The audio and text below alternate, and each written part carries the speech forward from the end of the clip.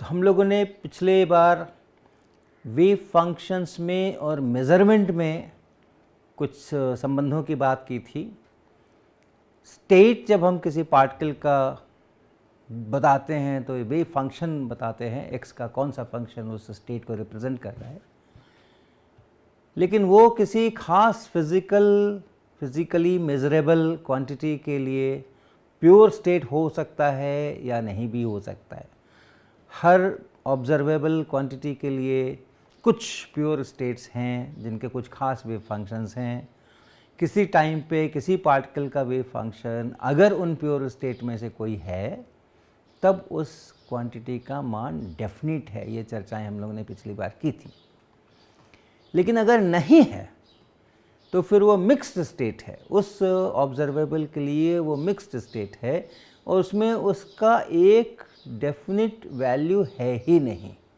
और definite value जब नहीं है तो उसको हम उसका वैल्यू जानने का कोई प्रश्न नहीं उठता है। तो हम उसके डिफरेंट जो पॉसिबल वैल्यूज़ हैं उनकी केवल प्रोबेबिलिटीज़ की बात कर सकते हैं और इसलिए एक अनसर्टेनिटी आती है कि अगर मेज़र करें तो क्या क्या वैल्यूज़ पॉसिबल हैं, कभी ये आएगा कभी वो आएगा, तो एक अनसर्टेनिटी उसमें से बनती है। और अगर हमने मेज़रमेंट कर लिया तो हमने उस अनसर्टेनिटी को ख़त्म कर दिया, तब हमें वैल्यू मिल जाएगा कि इस समय इतना वैल्यू है। हालांकि पहले उसका एक डेफिनेट वैल्यू नहीं था, लेकिन जब मेज़रमेंट कर लिया तो कोई एक वैल्यू मिल जाएगा। कौन सा मिल जाएगा पता नहीं, लेकिन कोई एक वैल्यू मिल जाएगा। वैल्यू मिल गया का मतलब है कि उसकी अनसर्टेनिटी ख़त्म हो गई और इसलिए उसका वेव फंक्शन अब मिक्स्ड स्टेट नहीं हो के प्योर स्टेट हो गया। और इस कारण से हम कहते हैं कि मेज़रमेंट ने वेव फंक्शन को एकदम से ही बदल दिया। कहाँ वो एक मिक्स्ड स्टेट था और कहाँ वो एक प्योर स्टेट हो गया। तो मेज़रमेंट डिस्टर्ब्स द सिस्टम, इस नोट पर हम लोगों ने पिछली बार बातें की थी। अब आप ये देखें, अनसर्टेनिटी की बात हम करने जा रहे हैं। तो अगर हमारे पास में इस प्रकार का कोई वेव फंक्शन है, इस प्रकार का वेव फंक्शन है, याद रखिएगा ये प्लॉट्स बहुत एक केवल हल्की सी कल्पना देने के लिए हैं कि देयर आर सम फ्लक्चुएशंस और जो एम्पलीट्यूड है कहीं कम ज़्यादा हो रहा है, लेकिन ये wave functions in general complex quantities होते हैं और इसलिए उनको प्लॉट करना संभव नहीं होता है। लेकिन हाँ, उसका आप मैग्नीट्यूड ज़रूर निकाल सकते हैं, कॉम्प्लेक्स कॉन्जुगेट से गुना करके वो रियल क्वांटिटी होती है उसको आप प्लॉट कर सकते हैं। लेकिन उसके अंदर में पीरियोडिसिटी भी कुछ हद तक होती हैं, इसलिए हम लोग कुछ पीरियोडिसिटी है बताने के लिए ऐसा ऐसा ग्राफ खींचते हैं, ऐसा वेव फंक्शन हम लोग बताते हैं। तो ये अगर हैं, और अगर हम इसमें पोजीशन की बात करें तो ये पोजीशन का प्योर स्टेट नहीं है। पोजीशन जहाँ जहाँ वेव फंक्शन है वहाँ वहाँ पोजीशन होता है। आप जानते हैं प्रोबेबिलिटी होती है किस बात की, x से x प्लस डी एक्स, इस बीच अगर मैं मेज़रमेंट करूं तो इस बीच पाऊंगा, यानी इस मिक्स्ड स्टेट में इस वाले पार्ट का कितना कंपोनेंट है, दूसरा x बदल दूं मैं तो उस वाले पार्ट का कितना कंपोनेंट है, उसके अनुसार ये प्रोबेबिलिटीज़ डिसाइड होती हैं। और ये प्रोबेबिलिटी आप जानते हैं Sai x square mod square D x, ये इसकी प्रोबेबिलिटी बनती है। तो यानी यहाँ प्रोबेबिलिटी शायद ज़ीरो या बहुत कम होगी, यहाँ करीब ज़ीरो ही होगी, यहाँ पे कुछ ज़्यादा होगी जहाँ इसका मैग्नीट्यूड ज़्यादा है। तो अनसर्टेनिटी है। तो इस अनसर्टेनिटी को हम लोग मैथमेटिकली उसका एक वैल्यू देते हैं कि अनसर्टेनिटी यानी कितनी अनसर्टेनिटी है। अगर हम इसको लीनियर मोमेंटम के टर्म्स में सोचेंगे तो ये उसका भी प्योर स्टेट नहीं है। उसके जो प्योर स्टेट्स होते हैं वो आप जानते हैं वो पूरे माइनस इन्फिनिटी से प्लस इन्फिनिटी तक समान एम्पलीट्यूड से वैरी करते हैं, लेकिन उनके भी कॉम्बिनेशंस करके ये हम कंस्ट्रक्ट कर सकते हैं। और तब उसमें कौन कौन से पी शामिल है, क्योंकि एक सिंगल पी नहीं है, फिर वो सारे लीनियर मोमेंटम जो हैं वो इस स्टेट के अंदर में, इस अवस्था के अंदर में, पार्टिकल के इस इंस्टेंट पर जो पार्टिकल है उसमें वो सब एक साथ शामिल है, सारे लीनियर मोमेंटम एक साथ शामिल है। जब मेज़र करेंगे तो कोई एक उसमें से पकड़ में आएगा, और एक पकड़ में कोई आ जाएगा तो उसके बाद वेव फंक्शन बिल्कुल कोलैप्स होकर के और प्योर स्टेट जैसा बन जाएगा। तो उसकी जो अनसर्टेनिटी है कि कितने मोमेंटम से कितने मोमेंटम तक के कंपोनेंट्स उसके अंदर में शामिल हैं जब ऐसा वेव फंक्शन बनाना है, वहाँ से लीनियर मोमेंटम की अनसर्टेनिटी बनती है। तो वो भी आपको पता है, वो भी हम लोग चर्चा कर चुके हैं।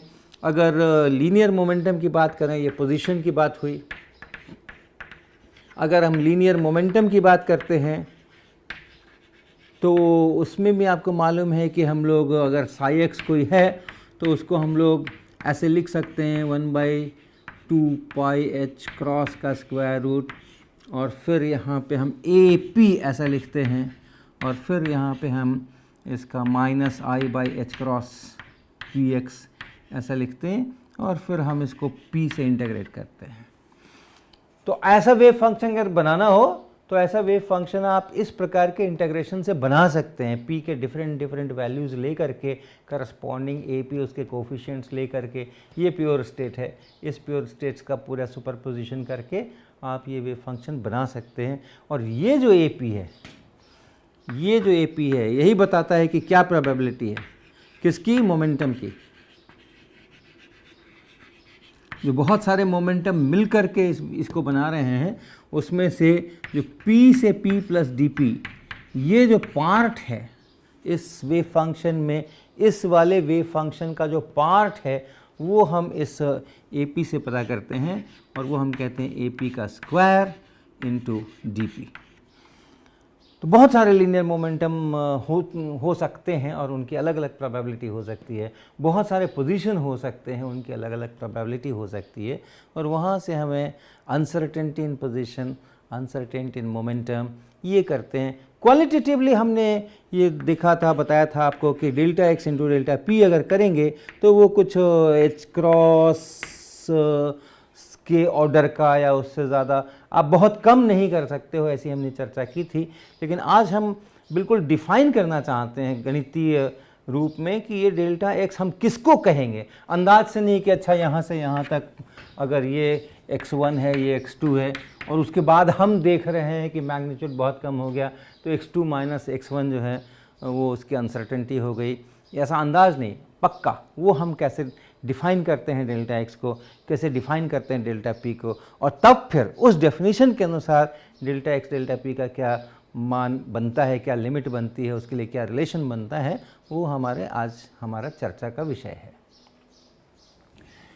तो सबसे पहले हम ये देखें कि हम थोड़ा जो इसको सांख्यिकी कहते हैं, स्टैटिस्टिक्स कहते हैं, स्कूल्स में आपने पढ़ा होगा, उसकी थोड़ी सी चर्चा हम करेंगे। प्रोबेबिलिटीज़ की बात आ रही है तो प्रोबेबिलिटीज़, जैसे एक हमारे पास में ये डाइस है, ये आप देख रहे हैं, ये जो लूडो खेलते हैं उसका ये डाइस है, उसके बहुत सारे सतहें, 6 सतहें हैं इसमें, और हर एक सतह के ऊपर कुछ ना कुछ बिंदियाँ बनी हुई हैं।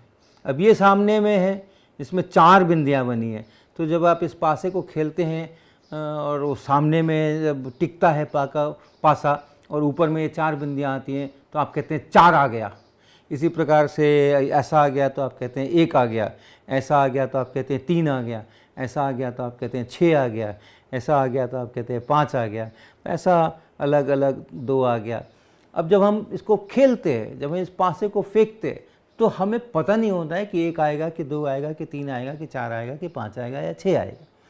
तो हम प्रोबेबिलिटीज़ की बात करते हैं।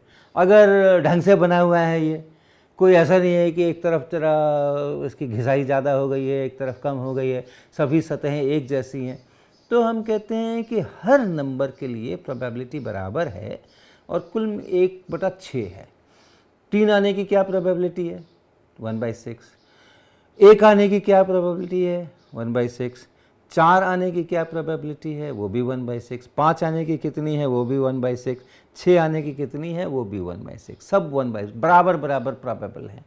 तो अगर हम इसकी बात करें तो क्या क्या आ सकते हैं? 1 आ सकता है, 2 आ सकता है, 3 आ सकता है, 4 आ सकता है, 5 आ सकता है, 6 आ सकता है। ये तो हमारे नंबर्स आ सकते हैं, वो हैं। और जो इनकी प्रोबेबिलिटी है वो बराबर बराबर है, 1/6, 1/6, 1/6, 1/6, 1/6, 1/6। और मान लें कि बहुत बार हम ये खेल कर रहे हैं और हमने अपने पूरे खेल के अंदर में बहुत बार इसको फेंका है, इस पासे को फेंका है। मान लें कि हमने इसको 600 बार फेंका है। Total number of throws large number हम लेके चलना चाह रहे हैं, टोटल नंबर ऑफ थ्रोज 600, तो कितनी बार 1 आना चाहिए? अगर सभी की बराबर बराबर प्रोबेबिलिटी है, 600 बार हमने टोटल फेंका है, तो कितनी बार 1 आना चाहिए? तो 600 इंटू 1/6, सभी को बराबर बराबर आना चाहिए। 1 कितनी बार आना चाहिए? तो 1 भी आना चाहिए 100 बार, 2 भी आना चाहिए 100 बार, 3 भी आना चाहिए 100 बार, 4 भी आना 100 बार, 5 को भी 100 बार आना चाहिए, 6 को भी 100 बार आना चाहिए। और बड़ी जब संख्याएं होती हैं और तब हम उसमें ये प्रोबेबिलिटीज़ के रूल्स लगाते हैं, तो जब हम कहते हैं कि 100, तो इसका मतलब ये नहीं है कि 99 बार नहीं आ सकता, उसको 100 बार ही आना पड़ेगा, या 98 बार नहीं आ सकता, या 102 बार नहीं आ सकता, लेकिन वो वेरिएशन कम हो जाता है, काफ़ी कम हो जाता है। हाँ, आप 6 बार फेंको और उसमें कहो कि नहीं हर बार एक एक सबको आना चाहिए, तो वो उसमें बहुत गड़बड़ हो सकती है।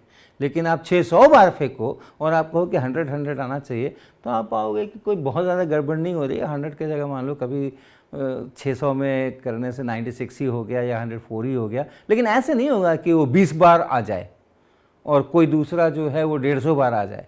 ऐसा हो रहा है तो इसका मतलब है कि प्रोबेबिलिटीज़ बराबर नहीं है, उसका जो सतहें हैं वो एक जैसी नहीं है। कहीं कोई कोना टूटा हो सकता है, या कोई एक साइड भारी हो सकता है, और कुछ ना कुछ हो सकता है।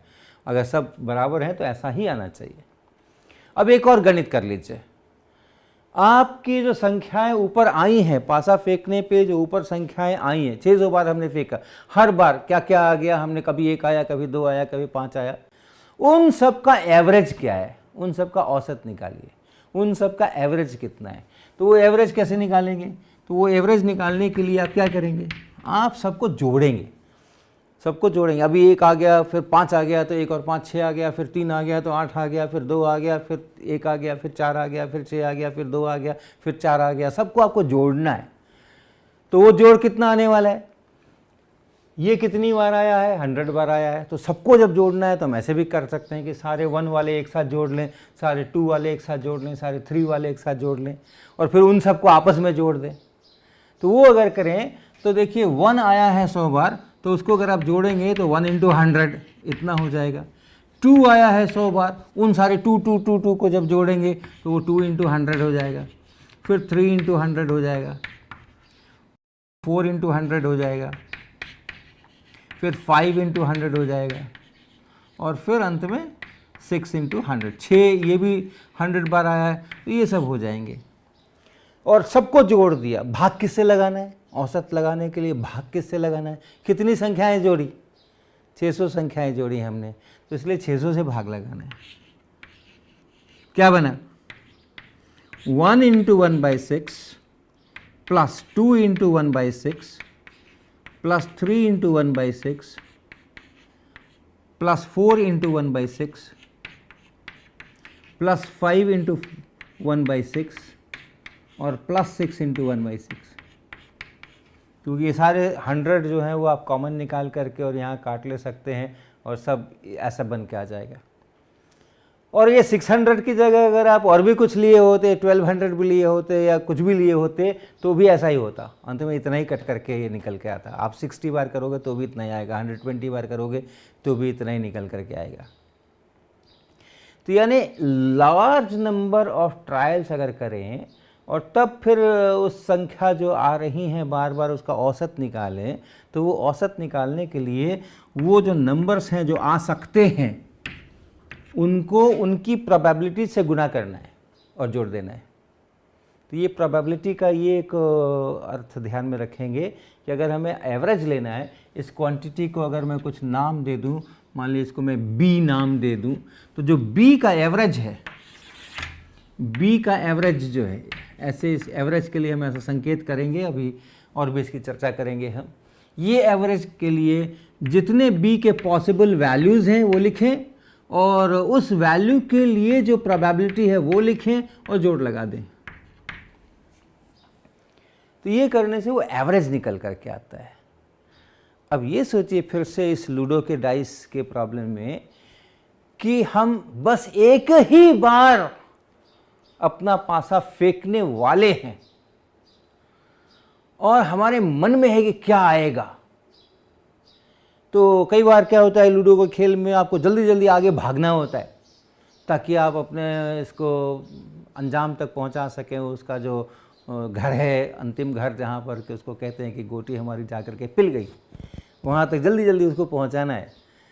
और फिर आप पासा फेंकते हैं और पासा फेंकने पे आपको 1 सामने आ जाता है, तो आप बड़े दुखी हो जाते हैं कि क्या 1 ही आया।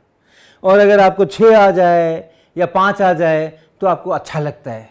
यानी आपके मन में कुछ अपेक्षा है, किसी संख्या की अपेक्षा है, उससे कम अगर आता है तो आपको लगता है कि बड़ा कम आया, उससे ज़्यादा अगर आता है तो आपको लगता है कि हाँ बहुत बढ़िया, ज़्यादा आ गया।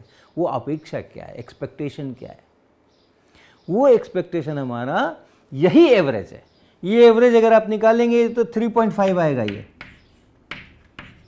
ये अगर आप करें 1 × 1/6 + 2 × 1/6 अगर आप पूरा कैलकुलेशन करें तो 3.5 आने वाला है। ये एक अनजाने में मन में 3.5 हमारे मन में होता है। अगर उससे ज़्यादा आता है, 4, 5, 6 आता है तो हमें लगता है हाँ कुछ बढ़िया आ गया। उससे कम आता है, 1, 2, 3 आता है तो हमें लगता है कि वो कुछ गड़बड़ हो गई, बड़ा किस्मत ख़राब थी हमारी, क्या 1 आ रहा है, हम धीरे धीरे खिसक रहे, और 5 आ रहे हैं, 4 आ रहे हैं, 6 आ रहे हैं तो आपको लगता है कि हाँ बड़ा बढ़िया है।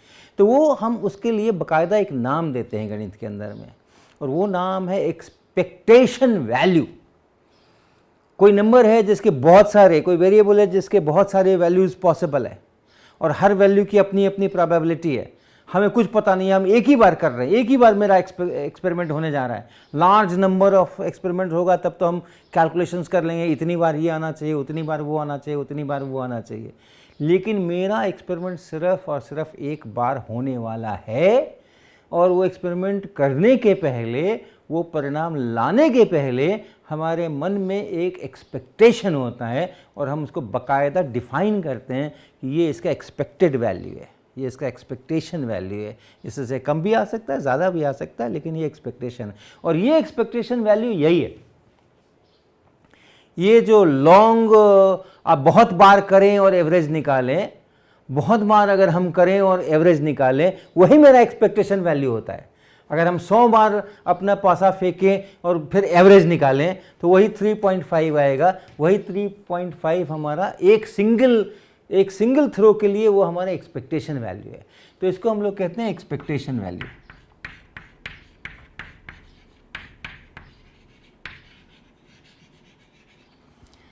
तो अगर वापस हम अपने इस पर आए, वेव फंक्शन पार्टिकल पे आए, और इस वेव फंक्शन में अगर हमारे x होने की प्रोबेबिलिटी, अब चूंकि ये कंटिन्यूअस वेरिएबल है इसलिए हमें उसको थोड़ा सा मॉडिफाई करना पड़ेगा उस प्रोबेबिलिटी को। जो pi है वो pi नहीं हो करके, चूँकि कंटिन्यूअस है तो एक इंटीग्रेशन होगा, और वो करेंगे अभी हम, यही इसी उदाहरण से स्पष्ट हो जाएगा। तो x से x + dx आने की जो प्रोबेबिलिटी है वो इतनी है। तो इसके लिए हम पोजीशन का जो एक्सपेक्टेशन वैल्यू बोलेंगे, अलग अलग वैल्यूज़ हो सकते हैं पोजीशन के। अभी मेज़र करो तो यहाँ है, उसी स्टेट में, क्योंकि ध्यान रखना मेज़रमेंट डिस्टर्ब्स द सिस्टम। तो एक बार मेज़रमेंट कर लिया तो फिर उसके बाद तुरंत दोबारा मेज़रमेंट करेंगे तो फिर कोई अनसर्टेनिटी नहीं है। लेकिन जो ओरिजिनल स्टेट है अनसर्टेन, ये वाला, इसी स्टेट में अगर हम बार बार प्रयोग करें, बार बार पोजीशन मेज़र करें, तो अलग अलग वैल्यूज़ आने की अलग अलग प्रोबेबिलिटीज़ है। और एक्सपेक्टेशन वैल्यू के लिए हम इसी का इस्तेमाल करेंगे, और वो होगा, इस समेशन की जगह वो इंटीग्रेशन होगा, और जो वैल्यू है x की जो वैल्यू है वो हम x लिखेंगे, और जो प्रोबेबिलिटी है वो प्रोबेबिलिटी है वो लिखेंगे। तो इसको कहते हैं हम एक्सपेक्टेशन वैल्यू। और अपने दिमाग में आप सोच सकते हैं कि अगर बार बार करें तो जो एवरेज आने वाला है वही एक्सपेक्टेशन वैल्यू आने वाला है। और इसी तरीके से अगर हम x स्क्वायर करें, x स्क्वायर का हम एक्सपेक्टेशन वैल्यू ढूंढें, तो x अगर आ गया तो हमारा x से x स्क्वायर तो फिक्स्ड है, उसके लिए तो कोई अनसर्टेनिटी है नहीं। एक बार अगर x मालूम हो गया तो x स्क्वायर मालूम हो गया।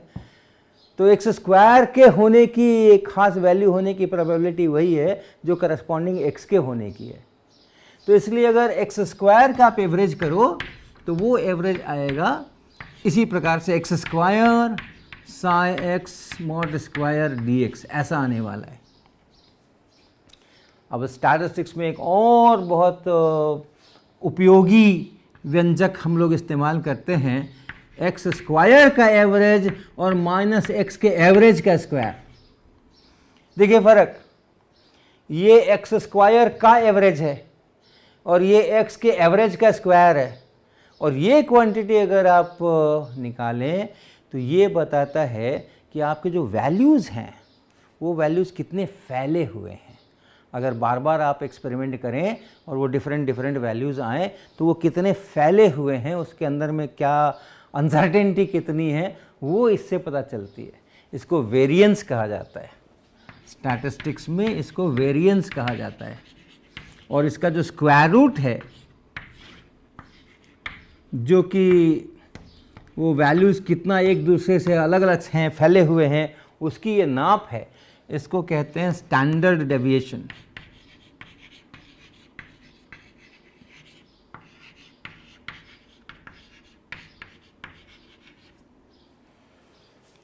आप इस उदाहरण में ये स्टैंडर्ड डेविएशन निकाल सकते हैं, ये आपका होमवर्क रहेगा। ये x के वैल्यूज़ हैं यानी b के वैल्यूज़ हैं, तो अगर उसका स्क्वायर कर दें आप तो 1, 4, 9, 16, 25, 36 हो जाएगा, और उसको इसी प्रोबेबिलिटी से मल्टीप्लाई कर दें और उसके बाद फिर उसको जोड़ दें तो आपको ये चीज़ निकल करके आएगी। इसमें अगर आप बी स्क्वायर का एवरेज लेना चाहते हैं तो वो समेशन आई और बी आई का स्क्वायर और इंटू पी आई, ऐसा। तो आप ये स्क्वायर का एवरेज निकाल करके देखिए कितना होता है, और इस b का एवरेज तो ऑलरेडी आपको पता है कि ये 3.5 है, और फिर वहाँ से आप ये कैलकुलेट करिए कि वेरिएंस कितना है और स्टैंडर्ड डेविएशन कितना है। तो ये आप करें, ये कैलकुलेशन आप करें, ये आपका काम होगा। तो वो हमारा एक अनसर्टेनिटी का मेज़रमेंट है, कितना अनसर्टेन है वो। तो हम लोग इसी डेफिनेशन को यूज़ करेंगे, इसी को हम डेल्टा एक्स बोलेंगे, इसी को हम डेल्टा एक्स कहेंगे अपने पोजीशन की अनसर्टेनिटी के लिए। अब ये अंदाज वाला काम नहीं है। अब वेव फंक्शन अगर हमें मालूम है, ये वेव फंक्शन अगर हमें दिया गया है तो हम बिल्कुल कैलकुलेशंस करके, सारी प्रोबेबिलिटीज़ मुझे पता हैं और डिफरेंट स्थान के ऊपर पार्टिकल के होने की कितनी प्रोबेबिलिटीज़ है, उसका इस्तेमाल करके हम पोजीशन का एक्सपेक्टेशन वैल्यू और पोजीशन के स्क्वायर का एक्सपेक्टेशन वैल्यू कैलकुलेट कर सकते हैं और ये डेल्टा एक्स निकाल सकते हैं। डेफिनेट डेफिनेशन हो गया ये पोजीशन की अनसर्टेनिटी का। इसी प्रकार से हम लीनियर मोमेंटम की अनसर्टेनिटी का भी डेफिनेट डेफिनेशंस कंस्ट्रक्ट कर सकते हैं। उसकी प्रोबेबिलिटी आपको पता है। ऐसा अगर वेव फंक्शन आपको मालूम है तो उस वेव फंक्शन के अनुसार आप AP निकाल सकते हैं। वो भी आपको ध्यान होगा कि AP निकालना कैसे है। जो ये AP है, ये क्या है, ये भी आपको ध्यान होगा। 1/√2 पाई h क्रॉस और फिर इंटीग्रेशन साई एक्स इंटू ई पे पावर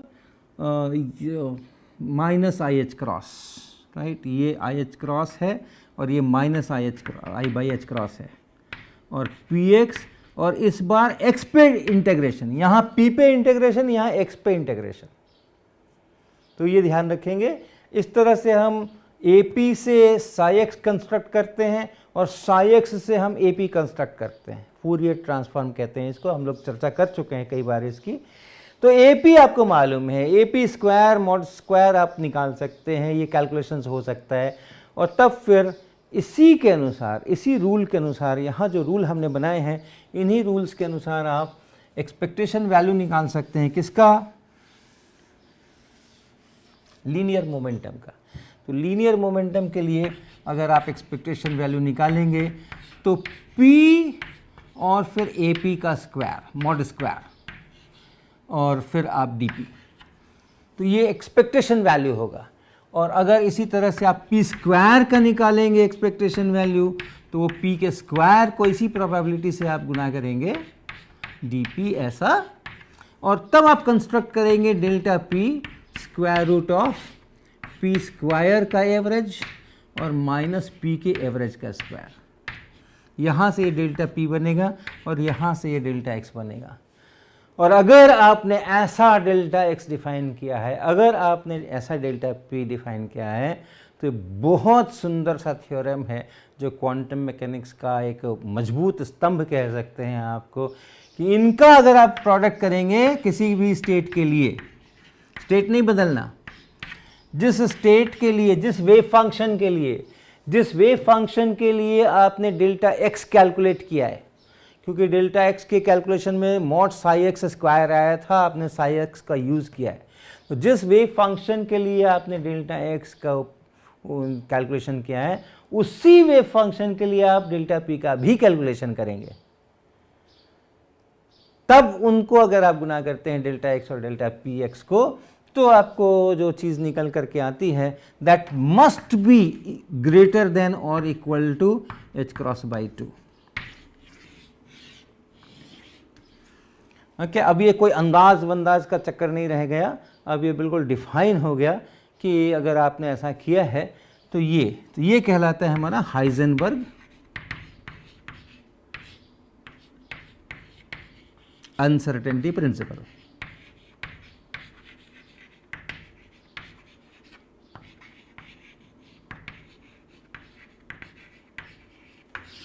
चाहे कैसा भी वेव फंक्शन हो, आप कैसे भी किस पार्टिकल की किसी भी अवस्था से आप शुरुआत कर रहे हो, अगर उस अवस्था को मेंटेन रखते हुए आप पोजीशन के बारे में सोचें कि उसकी कितनी अनसर्टेनिटी है और लीनियर मोमेंटम की कितनी अनसर्टेनिटी है, तो वैसी हालत में इसको greater than h cross by 2 होना ही पड़ेगा। तो आप एक साथ डेल्टा एक्स और डेल्टा पी को बहुत कम नहीं कर सकते हैं। अगर आप डेल्टा एक्स को बहुत कम कर सकते हैं, इसको आप बहुत कम कर सकते हैं, अगर आपके पास पोजीशन नापने के बड़े अच्छे यंत्र हों तो आप बिल्कुल नाप सकते हैं, और जितना अच्छा यंत्र होगा उतना सर्टेनिटी के साथ वो बताएगा कि हाँ इतनी दूर में है या इतनी दूर में है या इतनी दूर में है, तो आप वो डिज़ाइन कर सकते हैं। राइट, टेक्नोलॉजिकली मुश्किल हो वो अलग बात है, लेकिन physics wise in principle physics ये इजाज़त देता है कि अगर आप के पास एडवांस टेक्नोलॉजी है तो इस डेल्टा एक्स को आप चाहे जितना कम कर सकते हैं। लेकिन उस मेज़रमेंट को अगर आपने कर लिया है ताकि डेल्टा एक्स का अब आपको पता हो गया कि हाँ डेल्टा एक्स तो इतना ही है, तो फिर आपने उस स्टेट को चेंज भी किया है, क्योंकि जब भी आप मेज़रमेंट करते हैं तो आप वेव फंक्शन को चेंज कर देते हैं, कोलैप्स ऑफ वेव फंक्शन। और उस नए वेव फंक्शन में अगर आप जाते हैं जिसमें आपको डेल्टा एक्स का वैल्यू पता है, जो बहुत कम है, जो आपने बहुत कम किया है अपनी टेक्नोलॉजी के माध्यम से, तो ये जो उस स्टेट में आप जाएंगे तो आप पाएंगे कि डेल्टा पी आपने बढ़ा दिया है, और उस नए स्टेट के अंदर फिर ये प्रोडक्ट करेंगे तो ज़्यादा आपको मिलेगा, इससे आपको ज़्यादा मिलेगा, इससे कम नहीं मिलेगा।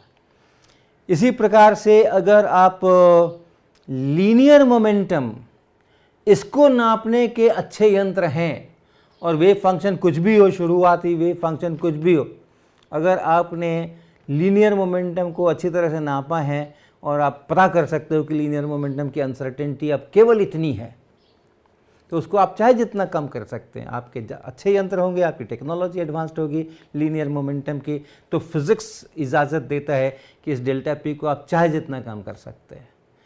लेकिन जब आप चाहे जितना कम करेंगे तो आप वेव फंक्शन को चेंज करेंगे, और ये वेव फंक्शन जो अभी ऐसा दिख रहा है वो वेव फंक्शन और ज़्यादा फैल जाएगा और बड़ा हो जाएगा वो, क्योंकि जो लीनियर मोमेंटम के प्योर स्टेट्स होते हैं आपको पता है वो पूरे माइनस इन्फिनिटी से प्लस इन्फिनिटी तक बराबर एम्पलीट्यूड के साथ फैले होते हैं, तो ये फैल जाएगा। यानी अगर आपने डेल्टा पी को बहुत कम किया तो जो डेल्टा एक्स है वो बढ़ जाएगा, और हर हालत में आप इस रिज़ल्ट को आपको ओबे करना है कि delta x delta P in the same state ये h क्रॉस बाई 2 से आपको बड़ा ही होना चाहिए, या फिर मैक्सिमम इसके बराबर होना चाहिए। तो हम लोग कुछ एक्सपेरिमेंट्स के बारे में सोचेंगे। जब ये चीज़ें डेवलप हो रही थी तो ये इतना अटपटा लगता था कि ऐसे कैसे हो सकता है, हमारे पास अच्छे यंत्र अगर हैं तो क्यों नहीं हम डेल्टा एक्स को और डेल्टा पी को और बहुत कम कर सकते हैं, शून्य के करीबन कर सकते हैं, हम एक साथ दोनों चीज़ें एक्यूरेटली क्यों नहीं नाप सकते हैं। तो लोगों ने तरह तरह के थॉट एक्सपेरिमेंट्स क्रिएट किए। भले ही हमारी टेक्नोलॉजी कितनी है, हम टेबल के ऊपर क्या कर सकते हैं, लेकिन हम सोच तो सकते ही हैं। तो सोच करके अगर कुछ इस प्रकार के कंसीव करें हम एक्सपेरिमेंट, जिसमें कि हम डेल्टा एक्स को बहुत कम करें या डेल्टा पी को हम बहुत कम करें, फिर हम देखें कि क्या ये ज़रूरी है ऐसा। हम ऐसा नहीं कर सकते कि हाँ पोजीशन भी बहुत अच्छी तरह मालूम हो जाए और लीनियर मोमेंटम भी बहुत अच्छी तरह से मालूम हो जाए। तो ऐसे बहुत सारे एक्सपेरिमेंट्स डिज़ाइन करने की, यानी एक्सपेरिमेंट टेबल पर डिज़ाइन करने की नहीं, दिमाग में डिज़ाइन करने की। In principle I can do this. तो वो इन प्रिंसिपल भी ऐसा नहीं कर सकते हैं, ये हर बार निकल करके आया। तो इस तरीके के थॉट एक्सपेरिमेंट्स में से हम एक अगली क्लास में हम लेकर के आएंगे, जिसमें हम थोड़ा सा आपको कुछ दिखाएंगे भी, और कोशिश जो लोगों ने प्रपोज किया शायद ऐसा करेंगे तो अनसर्टेनिटी प्रिंसिपल बीट हो जाएगा, तो वैसा नहीं होता है। हमारी प्रकृति, हमारे फिज़िक्स के बाकी के साथ जो नियम हैं वो भी इसके साथ में, इस षड्यंत्र के साथ में शामिल हैं, ताकि ये अनसर्टेनिटी प्रिंसिपल बना रहे। ये फिर हमारे अगले क्लास का विषय होगा।